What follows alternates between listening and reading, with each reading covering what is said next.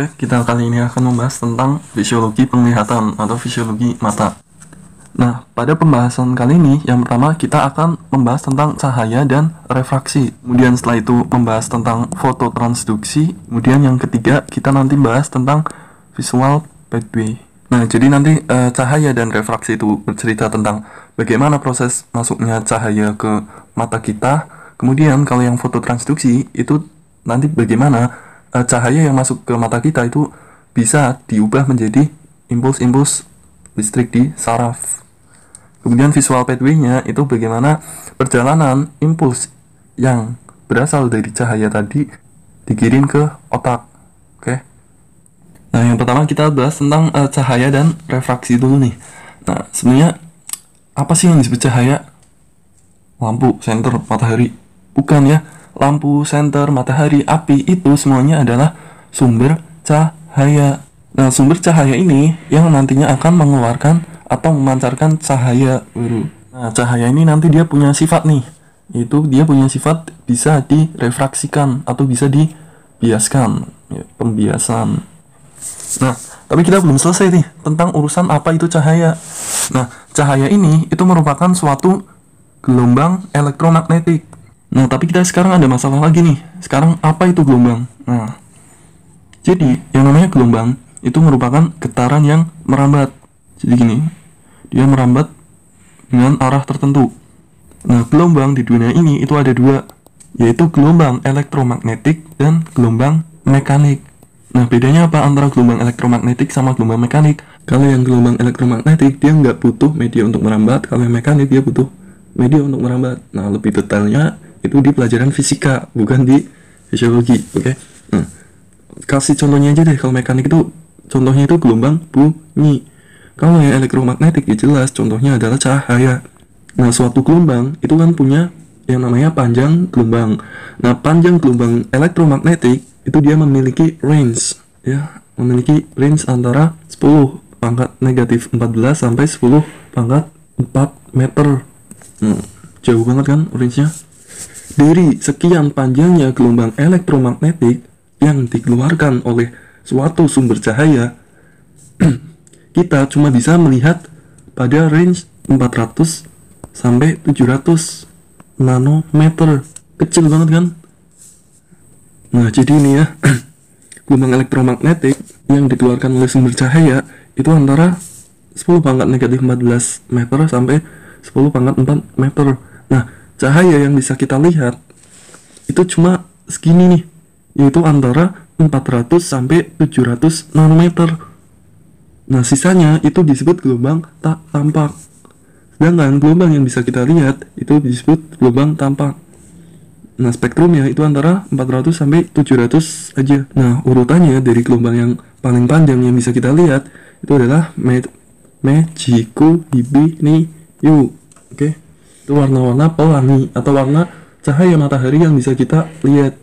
Nah, sebenarnya itu masih banyak nih warna-warna lain yang tidak bisa kita lihat. Bahkan kita nggak bisa membayangkan seperti apa warna tersebut, ya kan? Bisa nggak kalian bayangin warna baru di dunia ini? Nggak bisa kan? Ya karena otak kita nggak punya pengalaman atas warna-warna tersebut.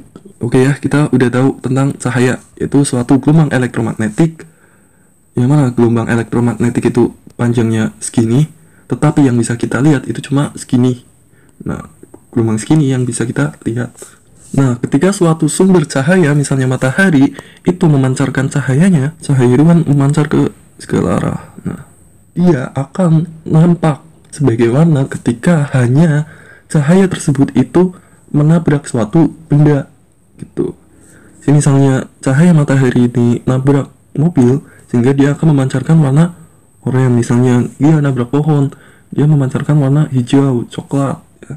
Jadi dia akan nampak sebagai cahaya ketika dia menabrak suatu benda. Nah, kalau misalnya dia nggak nabrak, ya nggak kelihatan apa-apa. Contohnya di luar angkasa. Itulah mengapa di luar angkasa itu tampak gelap, karena cahaya matahari maupun bintang-bintang langit itu nggak bisa menabrak apapun, karena di sana ruang hampa, ya kan? Jarak antar asteroid, antar planet-planetnya itu kan sangat-sangat jauh, sehingga nampak gelap. Nah, ketika gelombang elektromagnetik matahari sudah sampai ke bumi, kemudian misalnya siang-siang, dia akan menabrak seluruh benda yang ada di bumi, ya, termasuk ini bendera merah putih, mobil, pohon, ya. Nah, kenapa kok ada mobil berwarna oranye, pohon itu warnanya coklat, kenapa kok daun itu warnanya hijau, kenapa bendera merah putih itu warnanya merah dan putih, kenapa coba? Karena, ini misalnya, kenapa daun ini warnanya hijau, ya, ini daun. Kenapa daun warnanya hijau? Karena daun ini dia akan menyerap semua warna yang bukan hijau dan membuang atau memantulkan warna hijau. Jadi yang daun itu serap itu warna ini, kemudian sisanya yang warna hijau dia akan dipantulkan sehingga kita bisa lihat warna hijau. Ya, begitu juga dengan batangnya, dia menyerap segala warna kecuali warna coklat, sehingga sebenarnya daun yang berwarna hijau, batang yang berwarna coklat, mobil yang berwarna orange, bendera yang berwarna merah putih, sebenarnya itu adalah cahaya yang dipantulkan, bukan yang diserap. Jadi sebenarnya apa yang kita lihat itu bukan apa yang sebenarnya ada pada benda tersebut. Nah, gimana dengan warna putih dan hitam? Kalau yang warna putih, dia itu memantulkan semua gelombang tanpa, itu Magico Hibiniu. Nah, ketika Magico Hibiniu digabung, dia akan membentuk warna putih. Nah, sebaliknya hitam, dia akan menyerap semua warna gelombang elektromagnetik yang bisa kita lihat, yaitu Magico Hibiniu. Kalau semua gelombangnya itu diserap, maka nggak ada yang dipantulkan sehingga timbul warna hitam. Oke. Nah, pada akhirnya kan nanti semua benda yang kita lihat itu kan pasti memantulkan cahaya dari sumber cahaya, ya kan? Nah, pantulan ini yang dilihat oleh mata kita gitu. Nah, itulah yang disebut cahaya yang masuk ke mata. Jadi nggak harus kita melihat matahari agar cahaya masuk ke mata kita. Kita cukup melihat benda-benda sebagai pantulan dari suatu gelombang elektromagnetik yang dipancarkan matahari gitu. Nah, sekarang ada masalah lagi nih. Mata kita itu ukurannya sangat kecil, ya. Paling berapa senti sih? 2 senti kalau nggak salah, ya. Nggak nyampe bermeter-meter kan, nggak mungkin. Nah, masalahnya kita itu kan bisa melihat luas banget, ya kan? Berapa meter nih di sini, bahkan bisa mungkin ratusan meter, ya. Kita bisa melihat gunung yang gedenya segede-gedenya, ya kan? Nah, kenapa kita bisa melihat objek yang sangat luas padahal mata kita itu kecil? Karena di dalam mata kita itu cahaya akan mengalami refraksi atau pembiasan. Nah, sekarang apa itu pembiasan? Nah, di sini. Jadi, ketika suatu cahaya, ya, misalnya ini cahaya, pantulan cahaya dari suatu benda, misalnya rumah, ya, misalnya rumah berwarna oranye lah. Di sini ada matahari, maka matahari ini memancarkan cahaya oranye ini dipantulkan, sisanya diserap. Nah, ketika cahaya ini itu melalui suatu media dengan densitas yang berbeda, misalnya melalui air atau melalui suatu lensa cembung atau cekung, dia akan mengalami perubahan kecepatan. Salah satunya yang berubah adalah kecepatan cahayanya. Nah, berapa kecepatan cahaya di udara, ya? Kecepatan cahaya di udara itu adalah 3 kali 10 pangkat ke 8 meter per second. Ketika dia itu melalui media dengan densitas yang berbeda, dia akan mengalami perlambatan. Ini contohnya jangan langsung lensa cembung deh. Contohnya dia melalui kaca yang sangat tebal. Ini kaca tebal, ya. Cahaya yang masuk ke sini dia akan mengalami perlambatan. Nah, kecepatan cahaya di udara itu adalah 3 kali 10 pangkat 8. Nah, ketika dia itu melalui media dengan densitas yang berbeda, dengan kepadatan yang berbeda, misalnya ini kaca sama udara, lebih padat mana? Densitasnya lebih besar mana? Densitasnya jauh lebih besar kaca, ya kan? Masih ingat nggak pelajaran SMP yang ada benda padat, benda cair, benda gas? Yang paling padat mana? Paling padat benda padat. Di bawahnya benda padat ada benda cair.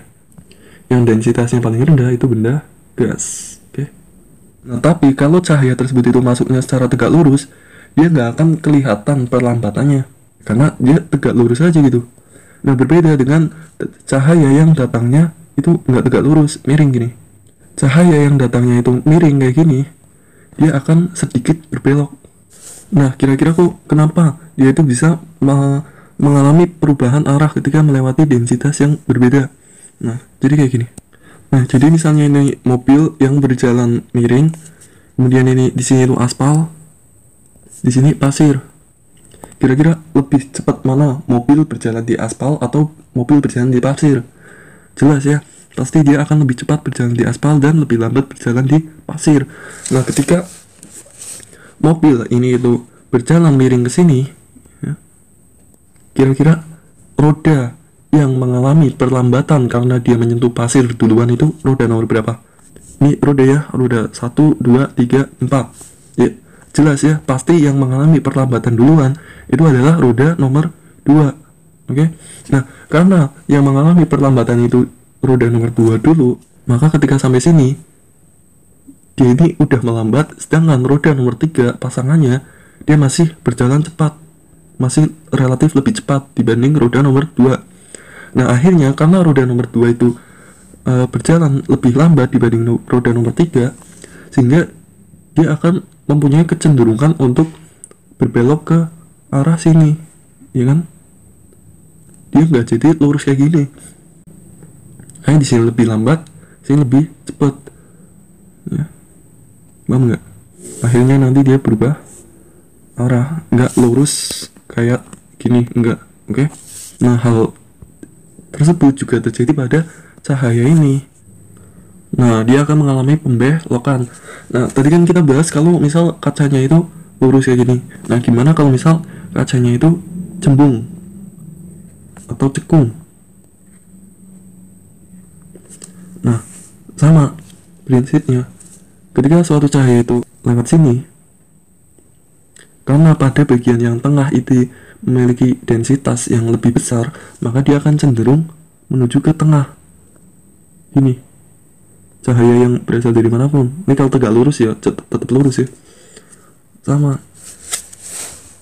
Sehingga dia akan memfokuskan cahaya, atau ini disebut sebagai konvergensi. Dia bersifat konvergen. Nah, beda kasusnya kalau misal cahaya itu melewati cermin cekung. Karena di sini itu memiliki densitas yang lebih besar, sehingga dia akan cahaya yang di sini dia akan cenderung menuju ke, akan melambat sehingga berbelok ke densitas yang lebih besar ini.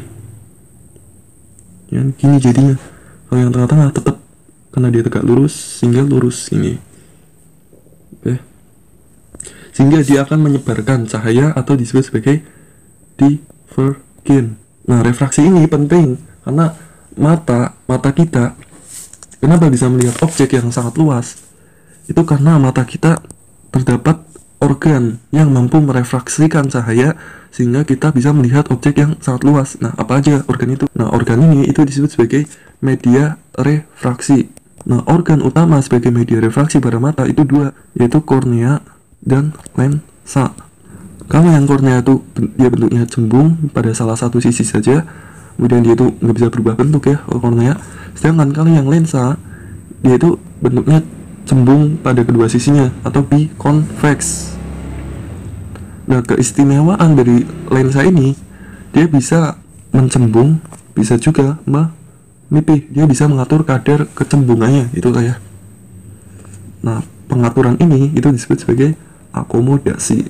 Nah, kenapa dibutuhkan adanya gaya akomodasi pada lensa mata ini? Karena mata itu kan kayak gini, ini kornea, kemudian di sini lensa kita digantung oleh sumula siliaris pada proses siliaris gini. Ya. Kemudian lapisan paling dalam dari mata itu apa? Retina, ya. Nah, di retina ini terdapat suatu bagian yang cekung kayak gini. Ini namanya apa? Fovea centralis. Ya. Kemudian nanti di sini ada nervus yang menghubungkan mata dengan otak, yaitu nervus opticus. Mata kita itu gak bisa nih memanjang atau memipih kayak gini ya, mata kita itu tetap. Nah, Nah, yang bisa memanjang dan memimpi itu ya si lensa ini.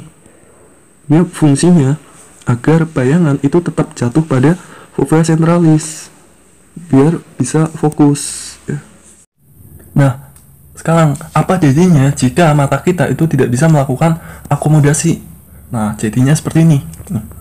Misal ini tuh suatu lensa cembung. Kalau yang namanya lensa cembung, pasti dia kan akan memiliki namanya titik fokus kan, karena dia bersifat konvergen, yaitu menyatukan cahaya. Ya. Nah, persilangan antara semua berkas cahaya yang masuk itu disebut titik fokus. Oke. Nah, sekarang gini, ketika kita itu melihat suatu sumber cahaya yang jauh, ya, sumber cahaya kan itu merupakan apa? Pemancar cahaya kan, sumber cahaya ini kan akan mengeluarkan cahaya-cahaya gini. Nah, cahaya itu kan sebenarnya dikeluarkan dari sumber cahaya itu memancar ke segala arah ini. Nah, tapi jika sumber cahaya ini terlalu jauh, ketika cahaya yang dipancarkan itu sampai ke mata kita, dia akan lurus gini. Nah, berbeda dengan jika sumber cahayanya itu dekat, dia masih memancar ke segala arah ini, sehingga sampai ke mata kita itu nggak lurus, dia gini ya. Nah, sekarang kita bahas yang sumber cahayanya jauh dulu. Ketika sumber cahaya jauh, misalnya ini lensa dengan indeks bias tertentu, itu mampu menempatkan titik fokus tepat pada fovea centralis ya. Ini garis titik-titik ini fovea ya, misalnya. Dia pas nih kebetulan. Ya.